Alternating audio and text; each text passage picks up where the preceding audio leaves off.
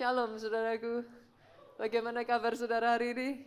Tahukah saudara ketika saya mengatakan shalom, damai sejahtera Allah yang melampaui akal pikiran, itu bertahta atas hidup saudara. Tepuk tangannya yang paling meriah buat Yesus Tuhan kita. Saudaraku, bolehkah saya membagikan satu kebenaran yang sederhana? Tapi yang menurut saya sudah sangat sering dilupakan oleh banyak orang Kristen. Very simple truth, really simple truth. Tahukah saudara bahwa you are loved? So simple ya saudaraku. Tahukah saudara bahwa saudara dikasihi? Tahukah saudara bahwa saudara dikasihi dengan kasih yang sangat kuat oleh Tuhan saudara? Begitu kuat saudaraku. Sampai tubuhnya itu hancur di atas kayu salib itu saudaraku. Alkitab mencatat bahkan wajahnya saja sudah tidak bisa dikenali. Dia menghabiskan tetes darah terakhir saudaraku. Menyerahkan nyawanya di atas kayu salib itu because of love. Dan begitu besar kasihnya, saudaraku, begitu kuat kasihnya, dia tanggung semua rasa sakit, saudara. Sakit penyakit itu ditanggung di atas kayu salib. Dia tahan rasa sakit itu, saudaraku, sampai dia berkata, it is finished.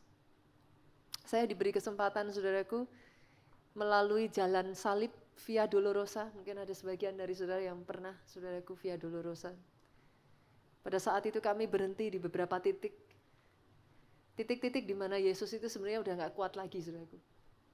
Kebayang gak Pak, semalaman itu dia disiksa Bu. Semalaman.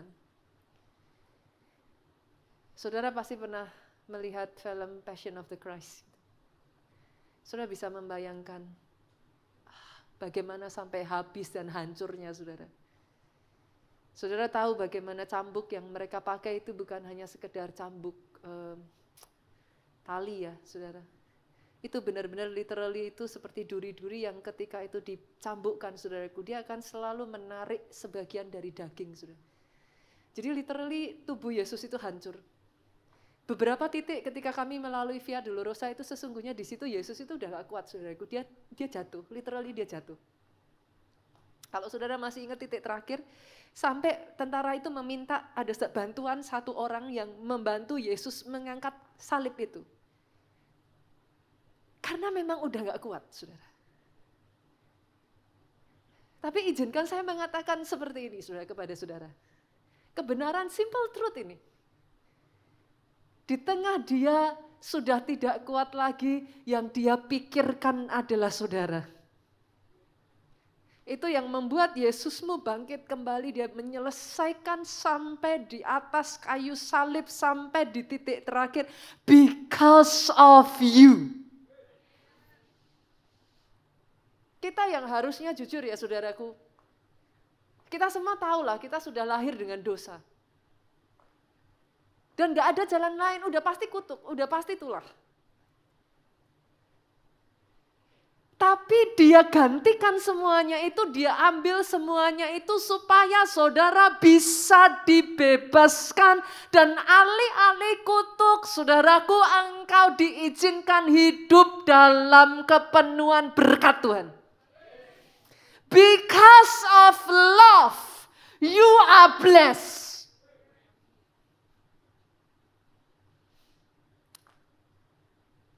Saya hanya ingin mengingatkan kepada setiap kita, saudaraku, kasih yang seperti ini, saudara. The kind of love yang Tuhan punya buat saudara, itu bukan mere love. The kind of love yang dia punya buat saudara itu kasih yang passionate. Kasih yang strong. Alkitab sampai mengatakan itu sebabnya dia disebut Allah yang cemburu. Dia begitu menginginkan saudara, the kind of love yang Tuhanmu punya atas engkau. Bukan kasih sembarangan, bukan kasih yang di mulut, kasih yang diwujudkan melalui pengorbanan. Kadang ya saudara kalau kita jujur di sini ditanya gitu ya. Nggak mungkin lah, kalau saya tanya berapa banyak di tempat ini yang cinta Tuhan, saya yakin setiap saudara akan angkat tangan. Betul? Apalagi yang latah gitu kan saudara. Apakah saudara mengasihi Tuhan? Yes gitu kan. Definitely. Nggak usah sampai Tuhan lah saudara, kalau saya tanya kepada saudara, do you love your family? Apakah saudara mengasihi keluargamu? Pasti dijawab yes pastor. Betul? Tapi maaf saudaraku, sama-sama bilang I love you, the degree of love can be different. Dimensi kasihnya bisa beda, level kedalaman kasihnya bisa beda. Sama-sama bilang I love you. Ada sebagian dari saudara yang bilang I love you hanya sampai di sini. Iya memang ya di mulutnya sayang. Tapi mukul ya jalan terus. How can it be?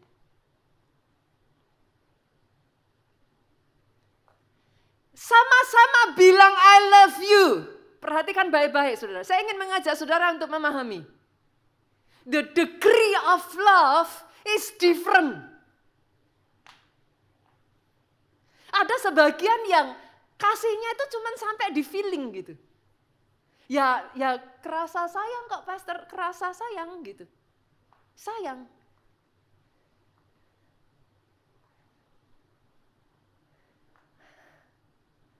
Tapi cheatingnya jalan terus. Saudara mengerti yang saya maksudkan? The degree of love is different. Sama-sama sayang, ada orang yang sayang sekali. Sampai pasangannya menyakiti, sampai pasangannya lebih dulu merugikan, tiba-tiba sudah nggak sayang lagi. Saudara bisa mengerti yang saya maksudkan? The degree of love. Nggak sama.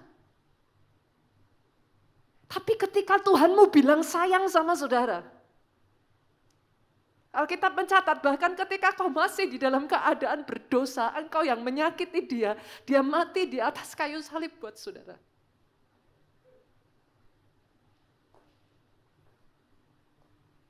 Saya berharap saudara bisa mengerti yang saya katakan ini.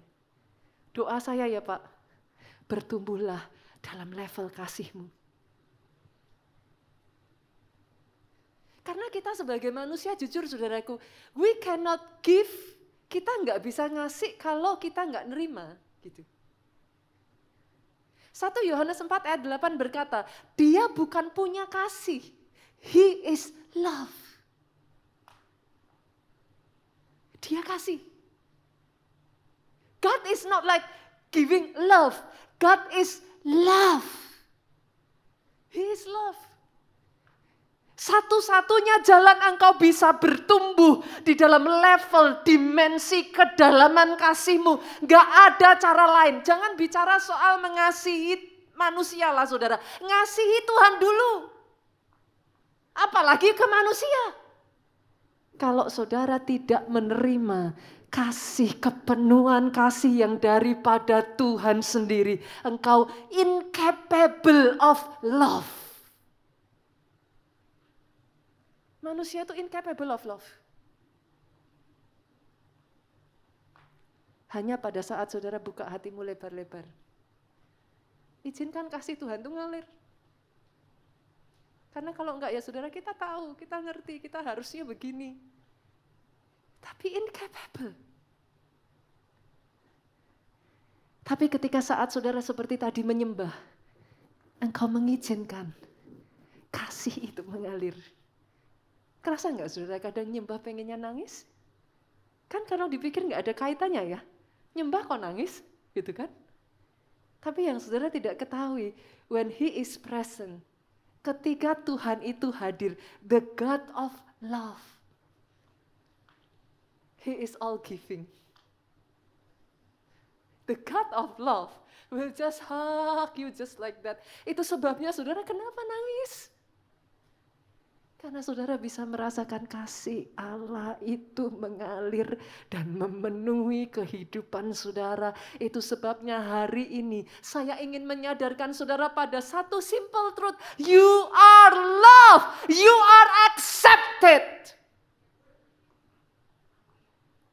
Simple ya saudara. Tapi kadang kalau kita nggak hati-hati, banyak orang Kristen ada di dalam rumah, tapi merasa nggak layak. Berapa banyak orang kalau saya bilang, Pak, ikut baptis ya. Jawabannya apa? Pastor, saya masih kotor, saya masih gak layak. Itu pernah dengar familiar ya Pak ya, kata-kata seperti itu. Izinkan saya katakan ini saudaraku. He love you just the way you are. Hari ini saya ajak setiap saudara embrace the love. Terima kasih itu memenuhi saudara. Izinkan kasih itu penuh dalam hidupmu. Karena ketika engkau kepenuhan kasih, barulah engkau bisa mengasihi. Jadi. Terima itu jadi atas pribadi, lepas pribadi. Dari situ degree of love, kasihmu bertumbuh. Engkau dimampukan berkorban untuk Tuhan. Engkau dimampukan mengasihi Tuhan lebih. Engkau dimampukan next, bukan hanya Tuhan saudara. Mengasihi orang yang di sekelilingmu. Mengampuni orang yang sudah menyakiti engkau. Tampar pipi kanan, bukan balas 2 kali lipat pipi kiri, saudaraku. Yang mengerti aminnya yang paling keras? Ketika kau penuh dengan kasih, you are capable of love. Ini yang terjadi, saudaraku. Saya akan mengajak saudara melihat apa sih yang terjadi di dalam kehidupan seseorang ketika kasih itu bekerja dalam kehidupannya. Kita lihat ya saudara, kehidupan Petrus yuk. Apa yang terjadi pada Petrus ketika dia berjumpa dengan bahasa saya sang kasih saudaraku. 1 Yohanes 4 ayat 8 tadi dengan jelas mengatakan he is love. Boleh ya saudara kalau saya panggil dia sang kasih. Because he's not giving love, he is love himself gitu. Saya bukakan ya Yohanes 21 ayatnya yang ke-15 sampai 17 yang sudah ketemu boleh katakan amin. Jangan lihat ke depan saja, boleh enggak saudaraku? Buka Alkitab saudara, baik itu di handphone, ataupun Alkitab saudara, buku saudara. Saudara di sini ada enggak ya? Saya tuh masih kapan lalu ketemu loh yang bawa buku Alkitab. Ada enggak di sini yang bawa Alkitab? Adakah? Enggak ada ya? Sekarang sudah di handphone Alkitabnya, boleh dibuka enggak saudaraku? Tapi kalau buka Alkitab signalnya dimatiin bolehkah? Jangan buka Alkitabnya tersesat sampai ke WA saudaraku. Oke ya, sama-sama. Kita baca ya, bantu saya akan baca pasal 15, saudara baca ayat yang ke-16, ayat 17 kita baca sama-sama. 2, 3, sesudah sarapan Yesus berkata kepada Simon Petrus, Simon anak Yohanes, apakah engkau mengasihi aku lebih daripada mereka ini? Jawab Petrus kepadanya, ini pertanyaan spesifik loh saudara. Simon anak Yohanes, apakah engkau mengasihi aku lebih daripada mereka ini? Karena once upon a time, masih ingat gak saudara? Petrus mengatakan kepada Yesus, aku mengasihi engkau. Kalau yang lain mundur, aku maju. Simon mengatakan itu kepada Yesus. Yesus di sini tuh ngomong sama Simon, apakah engkau mengasihi aku lebih daripada semua orang ini? Jawab Simon kepadanya, benar Tuhan, engkau tahu bahwa aku mengasihi engkau. Kata Yesus kepadanya, gembalakanlah domba-dombaku. Ayat 16 dengan suara keras 2, 3. Kata Yesus pula kepadanya, untuk keberapa kalinya saudara?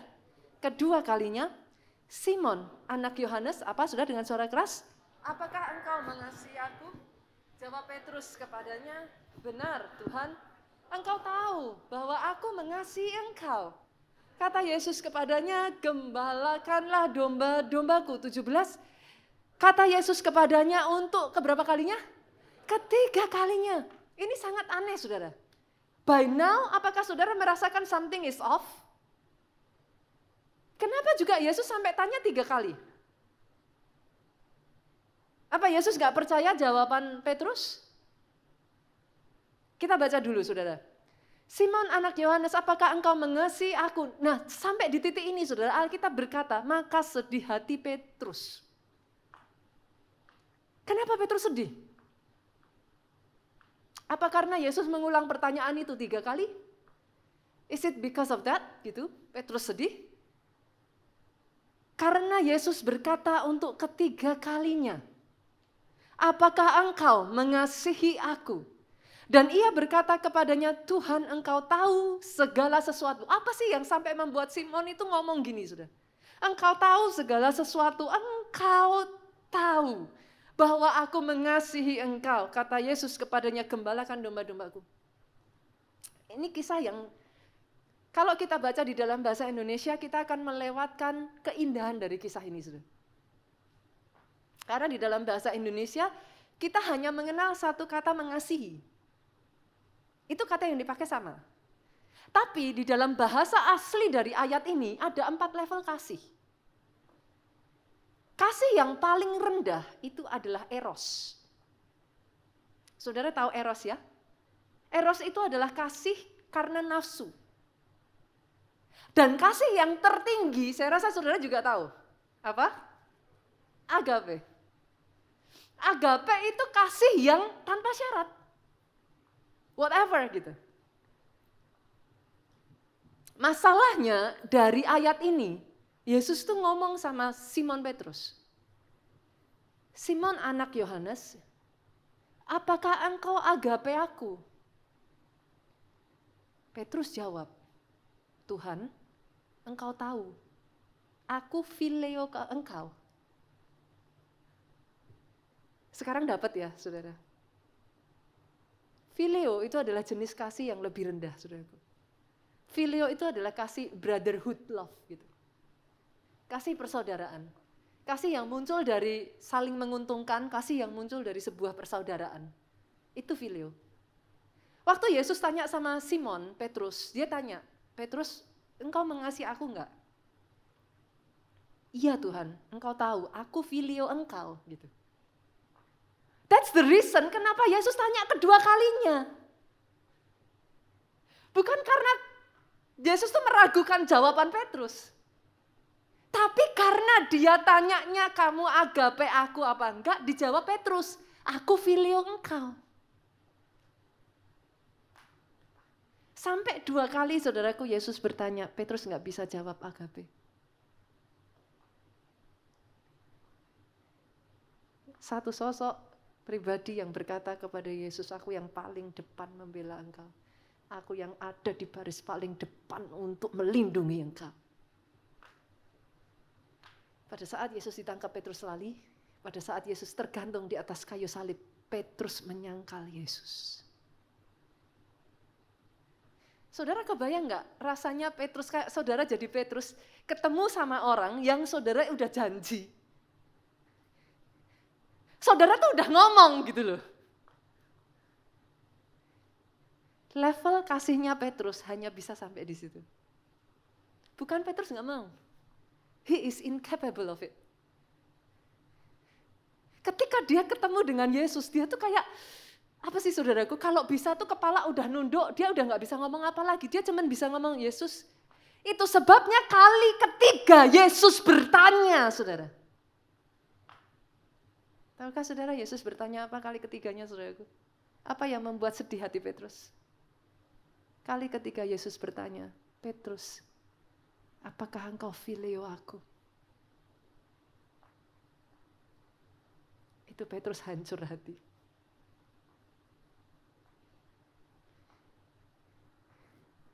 Boleh saya katakan ini kepada saudara? Tuhanmu rela untuk turun, rela menerima seberapa besar kasih yang kau punyai. Sekalipun kasih yang kau punyai hanya kasih yang ada di mulut. Kasih yang kau punyai, kasih yang tidak ada buktinya. Kasih yang kau punyai, saudaraku, di kenyataan kau menyakiti dia. Dia rela terima apa adanya, seberapa yang kau bisa.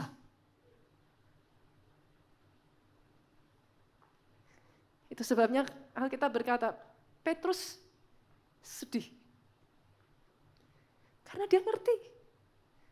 Dia kepengennya bilang, Tuhan aku agape engkau. Tapi in the fact, dia fail to prove it. Saya berdoa ya saudaraku, ada satu pribadi yang sama, yang doing exactly the same like Peter. Namanya adalah Judas. Apa bedanya? Judas menjual Yesus, Petrus menyangkal Yesus. Yang membedakan kedua pribadi ini, Petrus memeluk, dia mengembrace kasihnya Bapa. Judas, dia lari dari kasih Bapa itu dan berakhir dengan gantung diri. Bolehkah saya katakan ini, saudaraku? Saya nggak tahu bagaimana keadaanmu. Saya tidak tahu posisi hatimu hari ini. Seberapa kasihmu sama Tuhanmu, I don't know. Tapi yang satu hal saya pasti tahu. He love you just the way you are. Dia willing untuk menurunkan level, dia willing untuk menerima apa adanya yang kau bisa offer saat ini. Bahkan dia willing kalau kasih yang kau tawarkan kepada dia adalah kasih yang masih tidak ada, kasih yang sama sekali bahkan mengkhianati dia. Dia willing. Saya hanya berdoa saudaraku hari ini, embrace kasihnya. Karena ketika Petrus memeluk, dia embrace kasihnya. Dia tahu, dia masih gak bisa. Itu sebabnya ketika Yesus mengatakan itu. By the way saudaraku, dalam keadaan Petrus seperti itulah Yesus mempercayakan dan mengatakan kepada Petrus, gembalakan domba-dombaku. Ada di sini yang saudara merasa sudah begitu gagal? Gak layak lagi untuk Tuhan mempercayakan apapun kepada saudara? Dia percayakan itu, bukan karena engkau sudah perfect. Bukan karena engkau hebat, engkau sanggup. Dia percayakan itu karena dia melihat jauh lebih di dalam hidupmu yang tidak engkau lihat sekalipun. Dan karena Petrus embracing the love, Bu. Sudah tahu apa yang terjadi? Sampai di satu titik. Tahun-tahun itu saudaraku. Jemaat mula-mula itu sedang ada di dalam penganiayaan yang begitu berat. Pastor-pastor dapat tahu kebenaran ini dari mana? Di dalam kita menyelidiki Alkitab, saudara. Ini just supaya enggak disalahartikan ya, saudaraku. Ada hal-hal, tidak semua hal itu tertulis di dalam Alkitab. Itu sebabnya ketika saudara menyelidiki Alkitab, biasanya akan ada buku-buku pendamping, sejarah, kisah-kisah. Itu yang bisa membuat saudara mengerti what's going on. Cultural, kebudayaan yang ada pada saat itu membantu saudara untuk mengerti what's going on. Gitu. Jadi tidak semuanya selalu mana ayatnya gitu saudaraku. Karena memang tidak tertulis di dalam Alkitab. Tapi yes, itu tertulis di dalam buku sejarah. Dalam salah satu kisahnya saudaraku. Pada saat penganiayaan itu begitu kuat. Petrus melarikan diri, saudara, bersama para jemaat. Diceritakan di sana, pada saat Petrus melarikan diri, dia berjumpa dengan Yesus. Ketika dia berpapasan, Petrus bertanya, Guru, engkau mau kemana? Petrus melihat Yesus berlari ke arah tempat penganiayaan. Dan Yesus berkata kepada Petrus, aku hendak disalibkan untuk kedua kalinya. Di situ hancur hati Petrus. Dia berhenti. Dia berkata kepada Yesus, not this time. Petrus yang tadinya lari, saudaraku, dia berbalik. Dan disitulah dia disalib terbalik. Seorang yang tadinya menyangkal Yesus, seorang yang tadinya Pak, hanya cintanya di mulut. Seorang yang tadinya sampai di perasaan saja cintanya. Siapa yang nggak tahu saudaraku kalau Tuhan itu panggil saudara untuk saat teduh?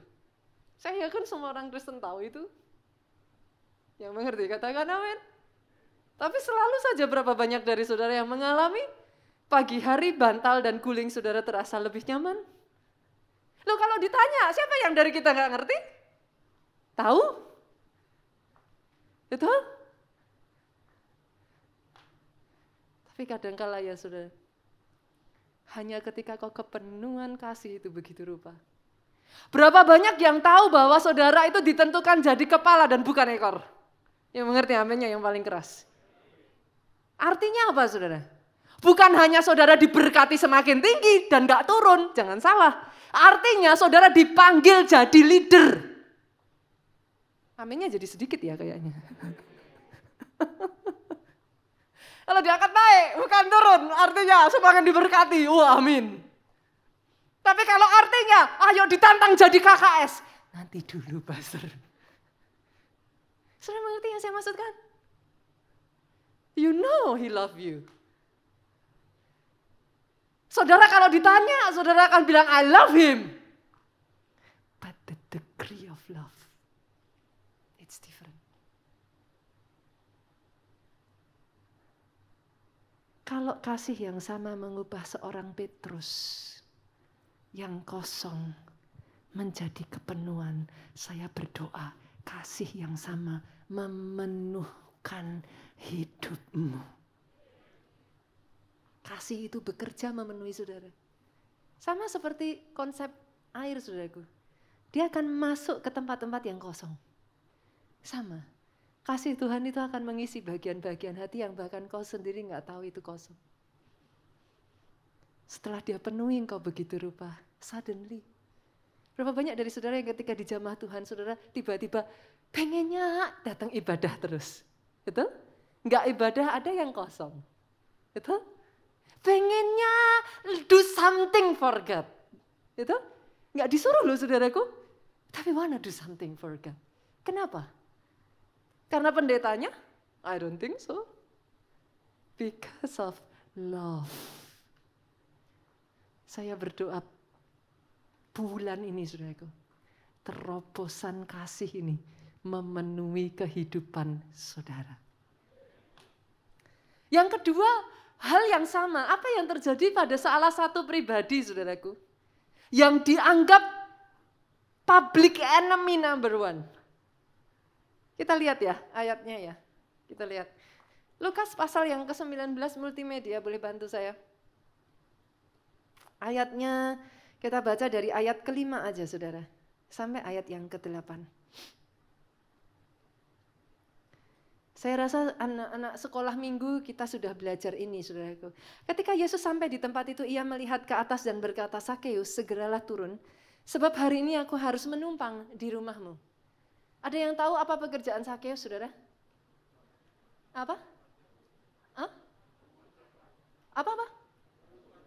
Pemungut pajak, pemungut cukai. Betul Pak. Kita lanjutkan ya saudara. Ayat 6, Sakeus segera turun dan menerima Yesus dengan sukacita. Menurut saudara, apa yang dilakukan Yesus ini luar biasa enggak? Luar biasa. Sakeus happy enggak? Happy. Baca ayat selanjutnya. Tetapi semua orang yang melihat hal itu happy. Hah? Melihat hal itu bersungut-sungut, saudaraku. Katanya ia menumpang di rumah orang berdosa. Nah ini juga di mana bagian-bagian di dalam Alkitab di mana kita perlu belajar, saudaraku. Karena kadang kalau enggak, kita enggak mengerti kenapa sih kok bisa begitu. Saudara harus tahu di zaman itu pemungut cukai, quote-quote Pak, tax collector itu enggak sama seperti zaman kita sekarang. Emangnya kalau saudara lihat dengan zaman sekarang, apa salahnya jadi pemungut pajak gitu kan? Tapi di zaman itu seorang pemungut cukai saudaraku, dia tuh public enemy number one. Kenapa? Ketika bangsa Roma datang memungut pajak dari rakyat, mereka gak akan mau bayar. Cara mereka bisa mendapatkan dan memungut pajak adalah dengan menempatkan orang dari negara itu yang dibayar oleh quote-quote penjajah untuk mengambil uang rakyat, saudaraku, dan diberikan kepada quote-quote negara yang menjajah. Thus, itu sebabnya tax collector is public enemy number one, saudara. Jadi pada saat Yesus datang ke rumah Sakeus, Sakeus happy. Tapi semua orang yang lain bersungut-sungut. Menurut saudara kenapa? Pernah nggak saudara dengar cerita seperti ini? Nggak usah jauh-jauh pemungut cukai. Ada orang utang sama saudara nggak dibayar, orangnya happen to be berdiri di atas mimbar. Saudara duduk di bawah. Lihat dia di atas mimbar. Belum bayar utang. Saudara bisa happy? Oh hebat dia, dia melayani, dia cinta Tuhan. Bisa gitu? Apa yang ada di hati saudara? Utang nggak dibayar, pelayanan sok kudus. Saudara ngerti maksud saya? Saudara kira kenapa yang lain bersungut-sungut? Kok cuman Sakeus yang happy? Yesus datang ke rumahnya. Karena semuanya pernah berurusan sama Sakeus. Sekarang saudara bisa mengerti ya maksud saya? Buat Yesus mencari Sakeus, datang ke rumah Sakeus, dia mempertaruhkan reputasinya. Saudara harus tahu, Yesus public figure. Untuk dia pergi ke rumah orang seperti Sakeus, disejajarkan sebagai kawan dari seseorang seperti Sakeus. Dia mempertaruhkan reputasinya. He did it anyway. Saudara mau tahu seberapa Tuhan mengasihi saudara? You will be amazed.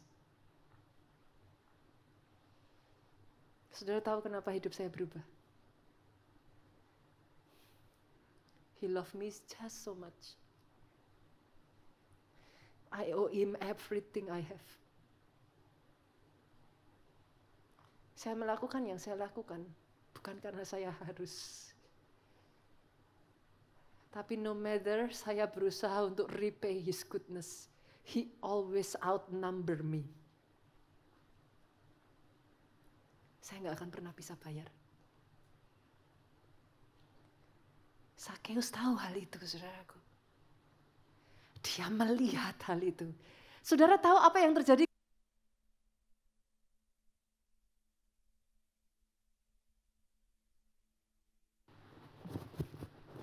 Cek. Oke, thank you. Saudara tahu apa yang terjadi ketika Sakeus menerima sang kasih itu masuk ke dalam rumahnya? Kita baca yuk ayat yang ke-8. Boleh dimunculkan lagi multimedia. Ayat yang ke-8. Boleh dibaca sama-sama saudara? Boleh ya? 2, 3. Tetapi Sakeus berdiri dan berkata kepada Tuhan, apa katanya saudaraku? Tuhan, setengah dari milikku akan kuberikan kepada orang miskin. Dan sekiranya ada sesuatu yang kuperas dari seseorang, akan kukembalikan 4 kali lipat.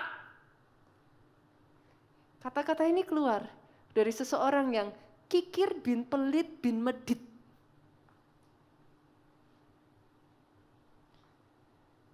Let's count ya. Saya ajak berhitung ya, saudara. Hari itu seberapa banyak Sakeus kehilangan hartanya? Alkitab mencatat seberapa tadi diberikan kepada orang miskin? Setengah, oke? Sisa berapa? Setengah, oke? Dari yang setengah itu, coba dihitung. Yang bersungut-sungut tadi 1 orang, 2 orang, 3 orang. Balik ayat 7, saudara. Balik ayat 7, multimedia. Tetapi 5 orang yang melihat hal itu bersungut-sungut. Tetapi 10 orang yang melihat hal itu bersungut-sungut. Semua ya saudara? Semuanya itu berapa semua? Balik ayat 1 boleh nggak? Multimedia. Yesus masuk ke kota Yeriko dan berjalan terus melintasi kota itu. Di situ ada seorang bernama Sakeus, kepala pemungut cukai, dan ia seorang yang kaya. Ia berusaha untuk melihat orang, apakah Yesus itu, tetapi ia tidak berhasil karena orangnya sedikit.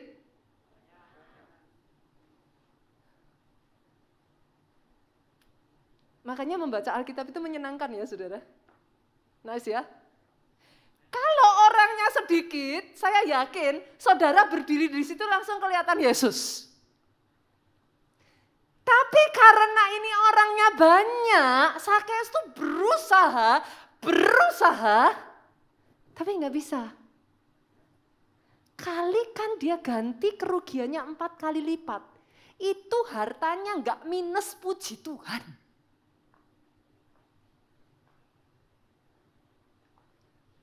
Hari itu, Sakeus kehilangan segalanya. Tapi dia berkata kepada Tuhan, aku tidak mau mempermalukan Tuhan yang sudah melakukan segalanya atas hidupku. Dia balikkan skornya, saudaraku.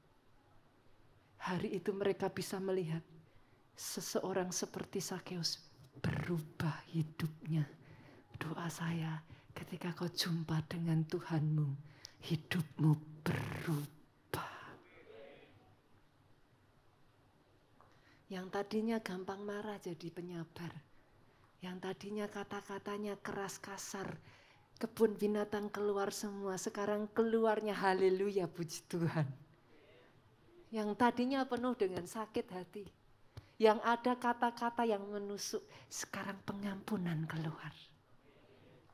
Doa saya itu yang terjadi ketika kau jumpa dengan Sang Kasih. Oh, aminnya yang paling keras, saudaraku. Jadi atas hidupmu. Dan yang ketiga, saudaraku, hal yang sama terjadi pada salah satu sosok. Saya yakin sangat familiar, saudara. Kita buka yuk 2 Samuel. Pasalnya yang ke-24, ayat 21 sampai 25. Apa sih yang terjadi saudara di sana? Bertanyalah Arauna, mengapa Tuanku Raja datang kepada hambanya ini? Jawab siapa saudara? Ini kisah tentang Raja Daud. Untuk membeli tempat pengirikan ini daripadamu dengan maksud mendirikan mezbah bagi Tuhan, supaya tulah ini berhenti menimpa rakyat. Saudara lihat ke depan terlebih dulu. Satu ketika terjadi tulah, saudaraku, di antara umat Israel. Pada saat itulah, saudaraku, Tuhan memberikan satu perintah kepada Daud untuk mendirikan mezbah di tempat yang dimiliki oleh Arauna ini. Masalahnya, saudara, di zaman itu saudara harus mengerti, seorang raja itu punya power. Raja nggak akan boro-boro beli.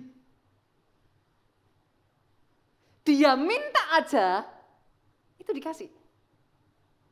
Itu yang dilakukan oleh Arauna. Kita lihat. Ayat ke-22. Berkatalah Arauna kepada Daud, baiklah tuanku raja, mengambilnya dan mempersembahkan apa yang dipandangnya baik. Lihatlah, jadi bukan cuma tanah saudara, ada lembu-lembu untuk korban, ada eretan pengirik, alat perkakas lembu untuk kayu bakar. Semuanya ini ya raja diberikan Arauna kepada raja. Arauna berkata pula kepada raja, kiranya Tuhan Allahmu berkenan kepadamu. Sampai ayatnya yang ke-23 ini saudaraku. Saudara masih saya ajak ya untuk saudara refresh gitu. Masih ingat kisahnya pada saat Raja Ahab kepengen punya kebun anggurnya Nabot. Apa yang dilakukan? Ahab bilang, dijual enggak? Nabot bilang, enggak dijual. Apa yang terjadi pada saat itu sudah? Isabel bilang sama sama Ahab, bunuh aja Nabot, ambil kebun anggurnya. Yang mengerti katakan amin. Arauna bilang sama Daud, enggak usah beli. Kasih free. Berapa banyak di sini yang suka tulisan sale? Ibu-ibu aminnya yang paling keras. Saya rasa semua dari kita senang tulisan sale ya saudaraku. Berapa banyak yang lebih suka kalau for free? Tiba-tiba langsung amin pastor. Saudara mengerti yang saya maksudkan? Daud dikasih gratis saudara. Tapi apa kata Daud? Lihat ayat 24, yuk. Saya tuh takjub sama Daud saudara. Tetapi berkatalah Raja Daud kepada Araunah, bukan begitu. Melainkan aku mau membelinya daripadamu dengan membayar harganya. Sebab aku tidak mau mempersembahkan kepada Tuhan Allahku korban bakaran dengan tidak membayar apa-apa. Sesudah itu Daud membeli tempat pengirikan dan lembu itu dengan harga 50 shikal perak. Daud mendirikan di sana mezbah bagi Tuhan, mempersembahkan korban bakaran, korban keselamatan. Maka Tuhan mengabulkan doa untuk negeri itu dan tulah itu berhenti menimpa orang Israel. Wow.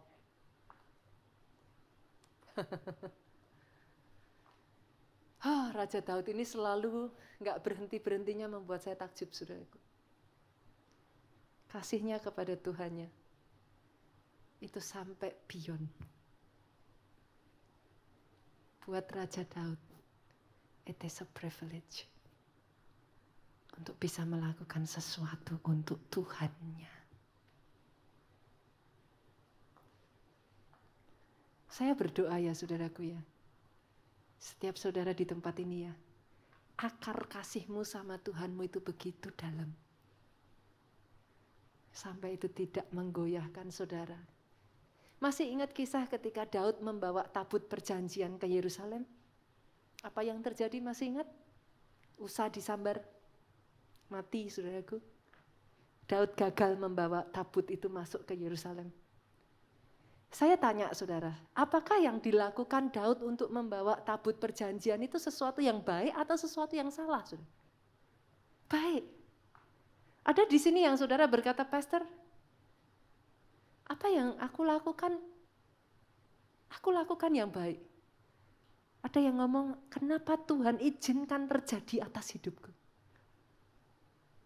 Hebatnya Daud saudara. Hal itu tidak membuat iman Daud goyah. Hal itu tidak membuat Daud mempertanyakan Tuhannya.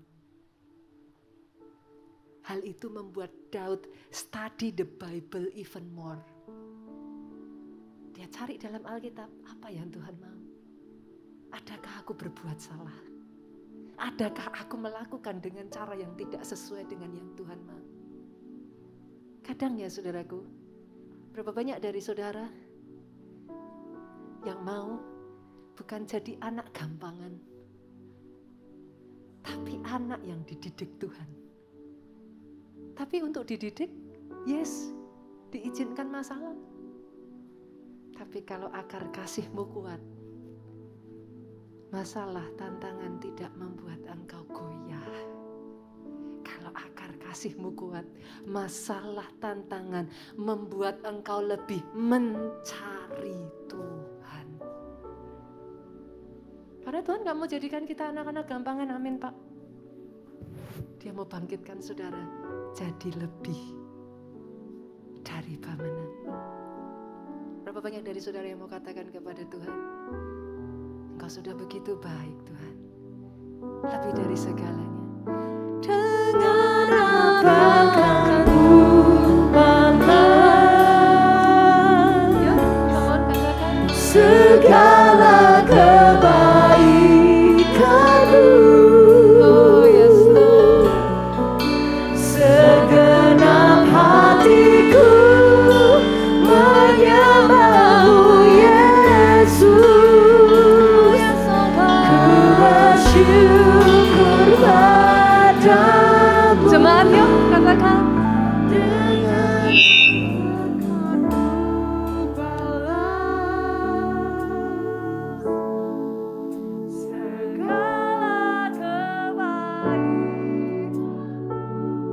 Banyak saudara yang berkata, Tuhan segenap hatiku.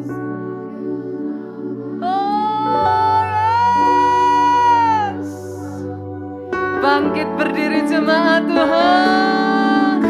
Angkat tanganmu, angkat Tuhan namamu. Segala berkat-Mu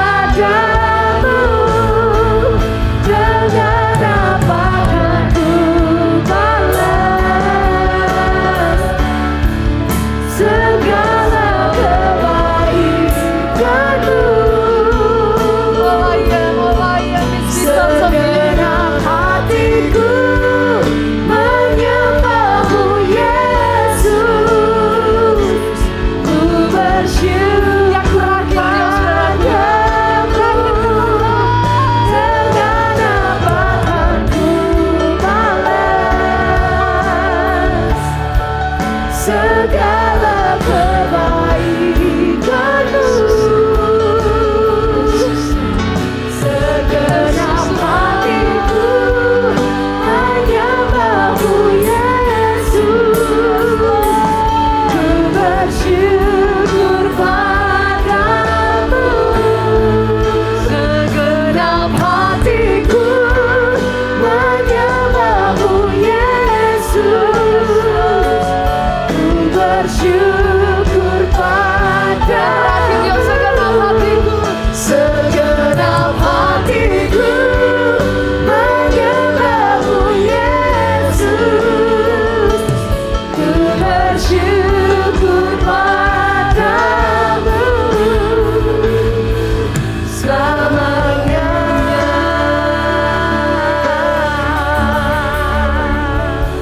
Angkat kedua tanganmu, saudara, diberkatilah saudara oleh Tuhan. Amin. Diberkati keluargamu oleh Tuhan. Amin. Atas hidupmu, saudaraku. Panjang umurmu. Amin. Sehat sesehat Amin. masa depan yang gilang gemilang itu yang Tuhan berikan atas hidupmu dari mulutmu. Tidak henti-hentinya muncul kesaksian Amin. tentang betapa baiknya Tuhan itu atas hidupmu. Ceritakan kepada orang-orang yang di sekelilingmu, saudaraku. Diberkati kesaksian dan pemberitaan Injilmu. Diberkati pelayananmu. Do something for Him. Apa yang Tuhan berikan di tanganmu, saudaraku, persembahkan itu untuk bisa melayani orang yang ada di sekelilingmu. Pulanglah, saudara, dengan membawa sukacita, damai sejahtera Allah Bapa. Cinta kasih Yesus Kristus melimpah atas hidupmu. Persekutuan dengan Roh-Nya sekarang sampai selama-lamanya. Kau yang diberkati, katakan dengan suara yang paling keras. Amin. Terima kasih Yesusku, terima kasih Yesusku. Puji syukur hanya bagi Tuhanku. Terima kasih Yesusku, terima kasih Yesusku. Puji syukur hanya bagi Tuhanku. Puji syukur hanya bagi Tuhanku. Puji syukur hanya bagi Tuhanku. Tuhanku,